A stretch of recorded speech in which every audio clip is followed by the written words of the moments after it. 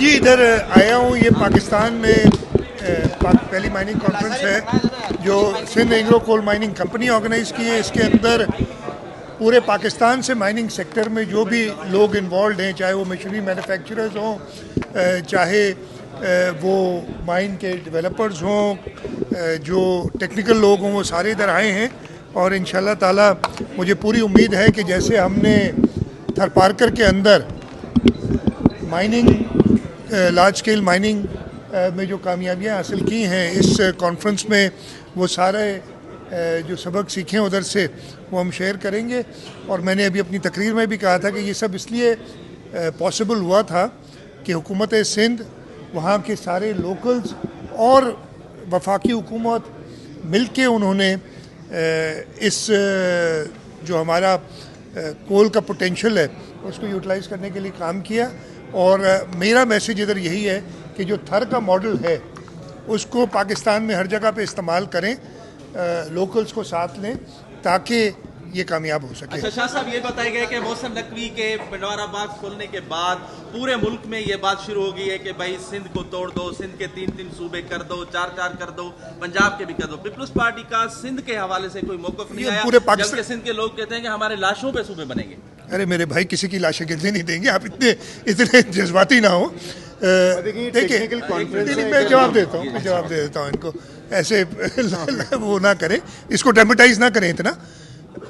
सूबे बनने के लिए आइन में एक तरीक़ाकार है और उस आइन के तरीक़ाकार के दौरान उसमें लिखा गया है कि अगर किसी सूबे की असेंबली 2/3 अक्सरियत से एक रेजोल्यूशन पास करती है कि किसी तरीके से सूबे को डिवाइड करें, तब ये पॉसिबल है।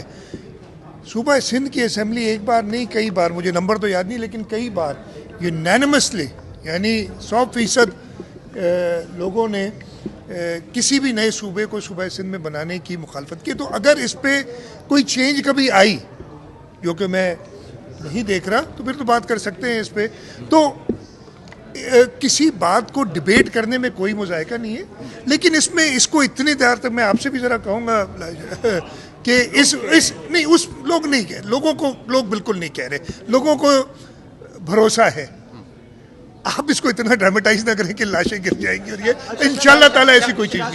ये बता दीजिएगा कि एहतजाज हुआ पीटीआई का, उनका एहतजाज प्लान था, लेकिन आप लोगों ने सड़क दफा फिर बंद कर दी। क्या पीटीआई कलम जमात है या आखिर से कुछ सेक्शन? देखिए ऐसी बात नहीं, मेरी बात सुने, एहतजाज का सबको हक है, लेकिन उस एहतजाज से आप ही ने रिपोर्ट किया था, मेरे ख्याल मीडिया ने सारा, कि हुकूमत सिंध के ऊपर कि जी सारे ट्रैफिक जैम हो गई है, पूरा शहर बंद हो गया।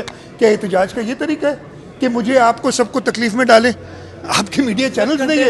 एक सेकंड। तो अगर आप ऐसी कोशिश करेंगे कि आप ट्रैफिक को ब्लॉक करें, तो उसकी ज़रूर कोई तैयारियां करनी पड़ेंगी ना। तो यहाँ तो मीडिया फिर ये ना कहा करे कि जी पूरे ट्रैफिक जैम हो गई, सब परेशानी में। ऐसा नहीं है। हमारे यहाँ एहतजाज के लिए और जमहूरी तरीके से एहतजाज के लिए एक तरीक़ाकार है। उस तरीक़ाकार में आपने इंतज़ामिया की इजाज़त लेनी होती है। उस इंतज़ामिया की इजाज़त लेके आप ज़रूर जमहूरी तरीके से एहतजाज करें। उसके लिए ये भी हमने कहा हुआ कि किसी भी तरीके से ट्रैफिक के फ़्लो में कोई रुकावट ना हो। ये सारी चीज़ें अगर आप पूरी करते हैं तो हर एक को एहतजाज का हक है जमहूरी तरीके से। कल काबीना में 5 लाख टन गंदम की जो आपकी अप्रूवल हुई है, उसका कोई आपने बजट एलोकेट किया है? कितना हमें बोरो करना पड़ेगा बैंक से, कुछ इस तरह का? देखिए मेरी बात सुने, हमने 1 मिलियन टन प्रोक्योर करने के लिए गंदम प्रोविज़न रखी हुई थी। हम वही एक स्टेट ट्रेडिंग होती है जहाँ पे हम बैंक से बोरो करते हैं, फिर उस गंदम को बाद में सेल करके वो लोन जो है पूरा करते हैं। हाँ, ऑब्वियसली जो लोन की कॉस्ट है कुछ बिल्टअप करते हैं और कुछ सब्सिडाइज़ करती है हुकूमत। तो हमारे पास वो मौजूद थी वो प्रोविज़न। इस वजह से हमने सिर्फ इसलिए किए ताकि किसी भी तरीके से, हमने आपको पता है कि एक बहुत इफेक्टिव ड्राइव भी की है। तकरीबन 2.5 और 3 लाख टन के दरमियान गंदम हमने होल्डर से रिकवर भी की है। हमें पूरी उम्मीद है कि हम मैनेज कर सकेंगे कि गंदम की प्राइस आटे की प्राइस बढ़े ना। और उसके साथ साथ ये भी हमें इंश्योर करना है कि हम अपने लोकल फार्मर्स को प्रोटेक्शन दें कि ओवर सप्लाई ना हो जाए और अगले साल फिर गंदम के अंदर हमारे फार्मर्स को प्रॉब्लम हो।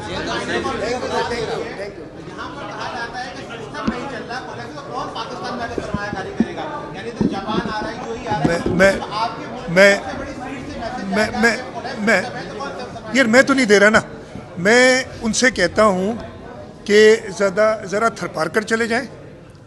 किसी को भरोसा नहीं था। मैं बड़े साफ कहता हूँ कि थर के अंदर हम इस कोयले को इस्तेमाल कर सकेंगे। लोग कहते थे ये निकलेगा जल जाएगा, लोग कहते थे हुकूमत सिंध में वो बात नहीं है। मैं अपने पार्टनर्स, चाहे हमारे साथ एंग्रो कॉरपोरेशन ने काम किया है, हमारे साथ चाइनीज़ ने काम किया है, जाके थर में देखें तो सही ना। जो भी उधर गया है, मैं तो जिनसे कहता हूँ, जो कहते हैं कि हाँ प्रॉब्लम्स होते हैं, हर जगह पे होते हैं, लेकिन अगर आपने एक कामयाब प्रोजेक्ट देखना है, एक कामयाब तजुर्बा देखना है, आप थर चले जाएं, आप ये बातें फिर नहीं करेंगे। पब्लिक प्राइवेट सेक्टर, मैंने तो कह दिया, थर घूम ले।